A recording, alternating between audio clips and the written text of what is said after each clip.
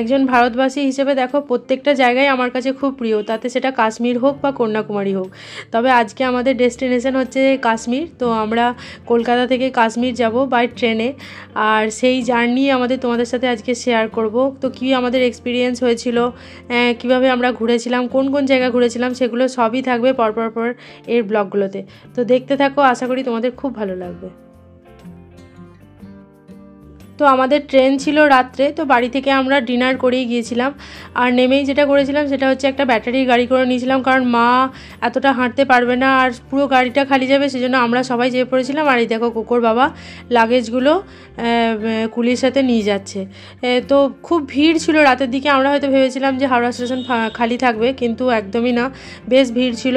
তো কোকোর বাবা বলেছিল যে দেখো তোমরা চলে যাও, আমি যিনি লাগেজ নিয়ে যাচ্ছে ওনার সাথে যাবো। তো আমরা ওকে এরকম টাটা করছি যে তুমি আস্তে আস্তে এসো। আর ও একদম বাড়ি থেকে স্লিপিং ড্রেস পরেই গেছে, যে গিয়ে যেন আমাকে আর চেঞ্জ না করতে হয়। আমরা প্রত্যেকেই এটাই চেষ্টা করেছিলাম যে এমন ড্রেস পরে যাব যেটা গিয়ে আর চেঞ্জ করার ঝামেলা না থাকে। তো আমরা তাড়াহুড়ো করে যাব না বলেই অনেকটা আগেই পৌঁছে গেছিলাম। আর এইটা দেখো হাওড়া স্টেশনের ভেতরে যে মেট্রোর যে জায়গাটা হচ্ছে সেইখানে কাজ চলছে, তো সেইখানেই ছিল আমাদের। তো আমরা অনেকটা আগে পৌঁছে যাওয়ার জন্য আমি কোকোর বাবাকে বলছিলাম দেখো অনেকটা সময় কোথায় আমরা দাঁড়িয়ে থাকবো। তো পেপার নিয়ে গিয়েছিলাম, তো পেপারটা পেতে আমরা নিচে বসে পড়েছিলাম, আমি, কোকোর বাবা আর কোকো। আর মা আর বাবা একটা জায়গা পেয়েছিল, সেখানে বসেছিল। আর কোকো দেখো খেয়ে গেছিলো, কিন্তু তাও ওর আবার এত দৌড়াদৌড়ির মাঝে খিদে পেয়ে গেছে। তো ব্রেডটা নিয়ে খেলা করে যাচ্ছে, খাওয়ার থেকে বেশি ওর খেলা চলছে। মানে যাই হোক, ওকে একটু চুপচাপ বসিয়ে রাখার জন্য আমরা ব্রেডটা সামনে থেকে কিনেছিলাম, আর ব্রেডটা পড়ে গিয়েছিলো, সেই ব্রেডটা নিয়েই খাচ্ছিলো। আবার বললাম না এটা করো না। তো এই দেখো দুষ্টুমি। আর এই দেখতে দেখতেই আমাদের ট্রেনও চলে এসছে। তো আমরা ওয়েট করছিলাম যে কখন আসবে ট্রেন, কারণ বাচ্চা নিয়ে গেলে বুঝতেই পারছো আমাদের সময় কাটাতে বেশ ভালোই লাগে ওখানে, আমাদের কোনো বিরক্ত লাগে না। কিন্তু কোকো একদম পুরো অস্থির হয়ে যায় কতক্ষণে আসবে ট্রেন আর ও কতক্ষণে উঠবে। তো বাড়িতে থাকলে তো বুঝতেই পারি না যে এত ব্যস্ততা চলছে। সত্যি স্টেশনে গিয়ে দেখছিলাম যে কত মানুষ আসছিল, কত দূর দূরান্ত থেকে, এবং দৌড়াচ্ছে অন্য একটা ট্রেনে যাওয়ার জন্য। তো বাড়িতে থাকলে মনে হয় যেন আমরা যেন ঘুমাচ্ছি, সবাই ঘুমাচ্ছে, কিন্তু বাস্তব তো অন্য জিনিস। যাই হোক, আমাদের ট্রেন চলে এসেছে, চলো আস্তে আস্তে এবার আমাদের উঠতে হবে। আর সেদিন রাত্রে না আমি আর কিছু ব্লগ করিনি, কারণ লাগেজগুলো সেট করতে করতে শুতে কোন জায়গায় কোথায় থাকবো এই করতে করতে আমাদের অনেকটা সময় চলে গিয়েছিলো। তো আমাদের এসি 2 টায়ার ছিল, সেজন্য 4টে সিট এক জায়গায় পড়েছিল, আর একটা সাইড লোয়ার ছিল, সেটা এই বাইরেটাতেই একদম পড়েছিল। তো সেই সিটটা মাঝে মাঝে আমরা সবাই এক্সচেঞ্জ করে করে বসছিলাম, যেহেতু সাইডের সিট, তো সাইডের সিট হলে খুব সুবিধা হয়, দেখা যায়। তো এইভাবে। আর আরেকটা জিনিস আমাদের মাথায় খুব চিন্তা ছিল, সেটা হচ্ছে যে 2 রাত্রি এবং 2 দিন কীভাবে আমরা ট্রেনে কাটাবো। আর অনেকেই তোমরা ভাবতে পারো যে তোমরা ফ্লাইটে গেলে না কেন, হয়তো সময়টা অনেক বাঁচবে, কিন্তু বাবার খুব ইচ্ছা ছিল যে ট্রেনের জার্নিটা করলে যে কোথাও তুমি বেড়াতে যাচ্ছ এটা বেশ মনে হয়। আর প্লেনে করলে হঠাৎ করে জার্নিটা শুরু হয়, আবার হঠাৎ করে শেষ হয়ে যায়। তো বাবা সেই জন্য চেষ্টা করেছিল যে যতটা কমফোর্ট দেওয়া যায় সব কিছুই আমাদের ব্যবস্থা ছিল, কিন্তু তাও ওই আর কি এক জায়গায় থাকা। তো বাড়ি থেকে আর এই যে চাইনিজ চেকার কিনে নিয়ে যাওয়া হয়ে গেছিলো। আর বাবা আর মাকে তো এইভাবে বসে খেলতে কোনো দিন একসাথে দেখিনি, তো দুজনে একসাথে বসে খেলছিল। যে সময়গুলো দেখবে বাড়িতে আমরা পাই না, কিন্তু এই রকম বেড়াতে যাওয়ার এইগুলোই হচ্ছে একটা কি বলবো প্লাস পয়েন্ট। তো এখানে অনেক হাসি মজাও হচ্ছিলো। আমি মাকে বলছিলাম মা, বাবা যদি আজকে যেতে, বাবাকে তোমার মাছটা দিয়ে দেওয়া হবে। আর আমরা বাড়ি থেকে না মাছ রান্না করে নিয়ে গেছিলাম, কারণ অনেক দিন আমরা মাছ খেতে পারবো না, মাছ তো মাঝখানে পাওয়া যাবে না। তো আর একটা জিনিস, এর আগে আমরা দেখেছিলাম ট্রেনের খাবার না কোনো সময় আমাদের পছন্দ হতো না, মানে আইআরসিটিসির খাবার, কিন্তু এইবার সত্যি আমাদের বলতে হবে আইআরসিটিসি আমাদের অবাক করে দিয়েছিল।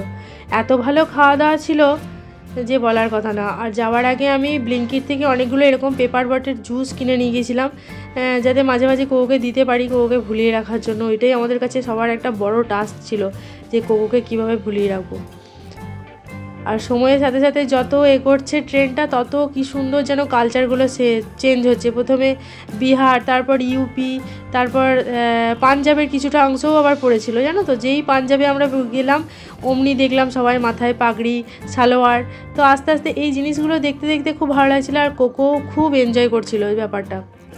কারণ এর আগে আমরা ট্রেনে ট্রাভেল অনেক করেছি, কারণ রাজস্থানে যখন গিয়েছিলাম বা দার্জিলিং তখন বা উত্তরাখণ্ড, সেই সময় কোকো খুব ছোট ছিল, সেই জন্য এই ট্রেনের এই জিনিসগুলো ওর কোনোটাই মেমোরিজে নেই। কিন্তু এই যে এইরকম ধরনের সিট হয় বা এরকম ট্রেনের টয়লেট হয়, এগুলো ওর কোনোটাই মেমোরিজে ছিল না। তো এইগুলো খুব এনজয় করছিল। যতটা আমরা ভেবেছিলাম যে পাজেল হয়ে যাব, ঠিক ততটা পাজেলটা কিন্তু ও আমাদের করেনি। তো এই দেখতে দেখতে দেখো দুপুরে খাবার অর্ডার দেওয়া হয়েছিল। তো 4টে থালি অর্ডার দেওয়া হয়েছিল, কারণ আমরা বুঝতে পারছিলাম না যে খাবারগুলো ভালো হবে কি না। আগেই তোমাদের বললাম, কিন্তু খাবারগুলো এতটাই ভালো ছিল যে বাড়ি থেকে যে মাছটা আমরা নিয়ে গিয়েছিলাম, সেই মাছটা না নিয়ে গেলেও চলতো মানে। তো দুপুরে খাওয়া দাওয়ার পর একটু রেস্ট নিচ্ছিলাম। আর আমার না খুব একটা বাজে হ্যাবিট আছে, কি বলবো, যে ট্রেনে কিছুতেই ঘুমায় না, যতই আরামে ঘুমাই, যত যাই হোক একটু চেষ্টা করছিলাম। আর কোকো একটু শুয়েছিল। তো তারপরে কোকোর জন্য ড্রয়িং পেন্সিল, তারপরে ড্রয়িংয়ের কালার, ড্রয়িং বুক সব নিয়ে গিয়েছিলাম, সেগুলো বসে বসে ও ড্রয়িং করছিল। আর সন্ধ্যের সময়টা কি করব আমরা বুঝে উঠতে পারছিলাম না, সেই জন্য আমি গিয়ে নিজের জায়গায় চুপ করে একটু শুয়ে পড়েছিলাম, রেস্ট নিচ্ছিলাম। যে জানি তো আমার রাত্রে ভালো ঘুম হবে না, কারণ ওই যে আসা যাওয়া করে সবাই, তারপর লাইট জ্বলে। যদিও সেই অসুবিধাগুলো হয়নি, পর্দাটা টেনে দেওয়ার জন্য অনেকটাই ভালো মতো ঘুম হয়েছিল। তো এইভাবে আমাদের ফার্স্ট ডেটা গিয়েছিলো। তারপর দেখো এটা সেকেন্ড ডে আমরা মোটামুটি কাছাকাছি আমাদের ডেস্টিনেশনে পৌঁছেই গেছি। তো চাইনিজ চেকার খেলা তো হলো, তারপর মাঝে লুডোও চলছিল। আর এখানে চা খাওয়া নিয়ে না আমাদের এটা খুব মজা চলছিল। আমরা শুধু আমি আর মা বাবাকে ওকে বলছিলাম চা খাবে, মানে চা খাওয়ার জন্য সকালবেলায় সবার কি উৎসাহ, তোমাদেরকে চা খেতেই হবে। কারণ মা বলছিল চাটা আমি স্পন্সর করবো, চাটা তো আমাদের করতে হচ্ছে না, আমরাও বসে বসে বেশ কিনে খেতে পাচ্ছি। তো মা এটা বলছিল এটা কি আনন্দের বল, এই যে এখানে চা খাবে, আমরা সবাইকে জিজ্ঞাসা করে করে খাওয়াচ্ছি। আর মা বলছে আমি এতই খুশি হয়েছি যে আমাকে চা করতে হচ্ছে না, সেজন্য আমি সবাইকে বলছি যে চা খাও, চা খেতেই হবে, কারোর ইচ্ছা না থাকলেও তাকে খেতে হবে। তো এইভাবে আনন্দ করতে করতে খুব আমরা যাচ্ছিলাম। আর দেখো বন্দে ভারত পাশ দিয়ে ক্রস করছিল। আর পরে যে শোনা যাচ্ছে যে জম্মু থেকে কাশ্মীর পর্যন্ত ডাইরেক্ট বন্দে ভারত হয়ে যাবে। তো সেটার অপেক্ষাতেই এখন রইলাম আমরা যে কখন এই জিনিসটা চালু হবে। তো ব্রেকফাস্ট করার পর অনেকটা সময় হাতে ছিল। তো তখন চলছিল দুজনের মিলে ড্রয়িং কম্পিটিশন, কে ভালো ড্রয়িং করতে পারে সে উইনার হবে। তো কম্পিটিশন ভালোই হচ্ছিলো। আর যারা দেখো এরকম ছোট বাচ্চা নিয়ে ট্রাভেল করবে, তাদের ক্ষেত্রে এই আইডিয়াটা আমি দেবো যে ড্রয়িংয়ের জিনিস নিয়ে যেও। এই জিনিসটাতে বাচ্চারা অনেক বেশি ব্যস্ত থাকে। আর মোবাইলের নেটওয়ার্ক তো সেভাবে পাওয়া যাচ্ছিলো না। আর আমরা চাইছিলাম যে দুটো রাত্রি টানা মোবাইল দেখাটাও ঠিক না। তো এই টাইমটাও ও এনজয় করুক, ওর এটা মেমোরিজের মধ্যে থাকুক। তো সেই জন্যই ও বিভিন্ন ধরনের ড্রয়িং, অ্যাক্টিভিটি, গেমস এসব নিয়ে খুব ব্যস্ত ছিল। আর দেখো যেই আমরা পাঞ্জাব পৌঁছে গেছি, অমনি মানুষের পোশাক আশাক কেমন চেঞ্জ হয়ে গেছে তোমাদের আগেই আমরা বলছিলাম। তো জার্নির একদম শেষের দিকে আমরা পৌঁছে গেছি। তো তোমাদের আমি আগেই বলছিলাম যে সাইড লোয়ার আমাদের দুটো সিট ছিল, সেখানে চলে এসেছি। কারণ ট্রেনটা এখন মোটামুটি অনেকটা খালি হয়ে গেছে। যেই পাঞ্জাব ঢুকলো ট্রেনটা দেখলাম বেশ খালি হয়ে গেছে। তবে এখনও বেশ কিছু প্যাসেঞ্জার রয়েছে যারা আমাদেরই মতো কাশ্মীর যাচ্ছে।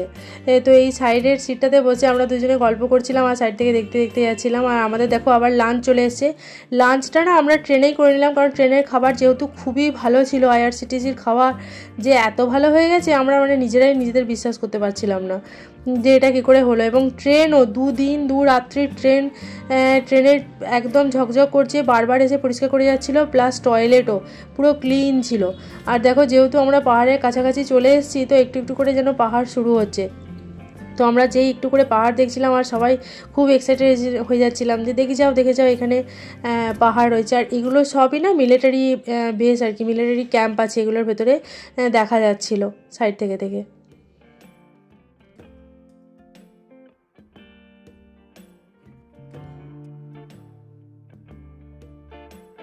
তো দেখো আমরা সবাই রেডি হয়ে বসে আছি, এখন আমাদের গন্তব্যে পৌঁছানোর সময় চলে এসেছে। মানে আমাদের জম্মু পর্যন্ত ট্রেনের বোর্ডিং আছে, তারপরে ওখান থেকে আমরা একটা গাড়ি নিয়ে যে ট্রাভেল এজেন্সির মাধ্যমে আমরা যাচ্ছি সেখান থেকে আমরা কাশ্মীর যাব। তো শেষের টাইমটা হয় না, মনে হয় যেন কতক্ষণে ট্রেনটা ঢুকবে। তো ট্রেনটা খুব বেশি লেট ছিল না, 3-4 ঘন্টা প্রথমে লেট ছিল, তারপর আস্তে আস্তে সেই টাইমটা কমে এসেছিলো, মানে 2-3 ঘন্টা লেটই ছিল। আর শেষের দিকটা মনে হচ্ছিলো যে কতক্ষণে যেন পৌঁছাবে। এই করতে করতে আমাদের দিনগুলো বেশ ভালোই কাটলো, 2 দিন 2 রাত্রি এতটা মানে ভালোভাবে কাটবে সত্যি আমরা আশা করিনি, কারণ আমরা ভেবেছিলাম প্রচণ্ড বোর হব বা ভালো লাগবে না।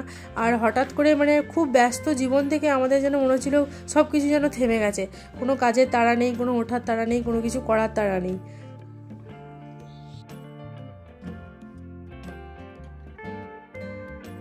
তো আমাদের যে কাশ্মীর যাওয়ার জন্য যে গাড়িটা ছিল সেটা নেক্সট ডে পিক আপ ছিল, তো সেই জন্য জম্মু স্টেশনের বাইরে এসে আমরা ট্যাক্সি স্ট্যান্ডে ওয়েট করছিলাম আর ট্যাক্সি লাইন দিয়ে ওখান থেকে নিতে হচ্ছিলো। হোটেলের ডিস্টেন্স স্টেশন থেকে খুব বেশি দূরে ছিল না, কিন্তু যাই হোক ওখানে ট্যাক্সি স্ট্যান্ড থেকেই তোমাকে ট্যাক্সি নিতে হবে যে হোটেলেই তুমি যাও। সেই জন্য আর মুখ চোখের অবস্থা দেখতেই পাচ্ছ প্রচণ্ড খারাপ। যাই হোক আমাদের হোটেলে আমরা চলে এসেছি, আর হোটেলে এসে কোকো ভীষণ খুশি, মানে 2 দিন 2 রাত্রির পর যখন ল্যান্ডে মানে ও নেমেছে, ও বিশ্বাসই করতে পারছে না, ও সমানে বলে যাচ্ছে মামা মনে হচ্ছে যেন আমি এখনও দুলছি। আমাদেরও এই জিনিসটা হচ্ছিল। তো জাস্ট আজকের রাতটাই এই হোটেলে আমরা কাটাবার। হোটেলটা না খুব সুন্দর ছিল, রুমটার একটা দেখো ছোটো ভিউ তোমাদের একটা দিয়ে দিই, খুব সাজানো গোছানো ছিল। এখানে একটা বড় বেড রাখা ছিল, আর এই সাইড থেকে পুরো জম্মু শহরটা দেখা যাচ্ছিলো। উইন্ডো থেকে মানে কাচের জন্য খুব একটা ভালো দেখা যাচ্ছে না, কিন্তু এমনি ক্যামেরার ছাড়াই আমরা যখন নর্মালি দেখছিলাম তখন পুরো জম্মু শহরটা দেখা যাচ্ছিলো।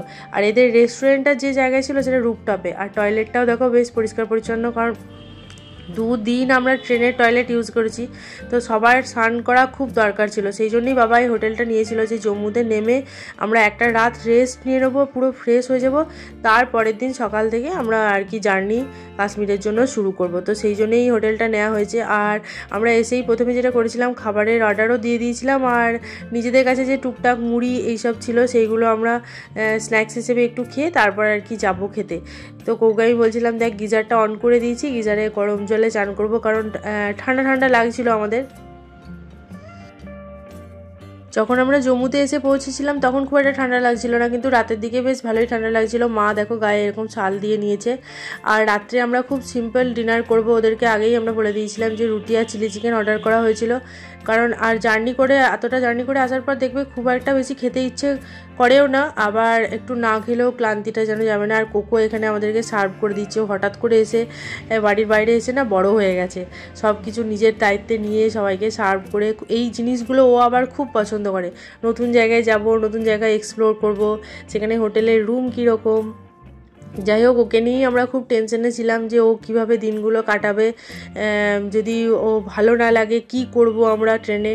যখন ট্রেনের টিকিট কাটা হয়েছিল এই বিষয়টা আমাদের সবার আগে মাথায় এসেছিলো। আর হোটেলটা না বেশ খালি খালিই ছিল, সেরকম দেখো তোমরা এত বড় ডাইনিং এরিয়া, কিন্তু কোনো লোকজন সেরকম ছিল না, শুধু আমরাই মনে হয় এখানে ট্যুরিস্ট ছিলাম, আর কাউকেই তো সেরকমভাবে দেখতে পাচ্ছিলাম না। আর আমাদের ব্রেকফাস্টটা এর মধ্যে ইনক্লুডেড ছিল, তো সেটা পরের দিন সকালে আমরা যখন এখান থেকে বেরোবো তখন ব্রেকফাস্ট করে বেরোবো।